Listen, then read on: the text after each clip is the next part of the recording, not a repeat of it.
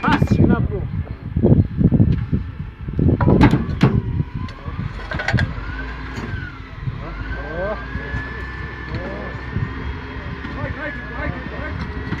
Agora ela quer tá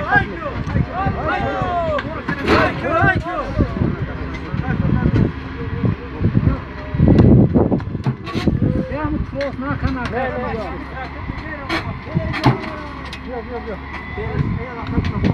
Eu não me apelo estando daqui.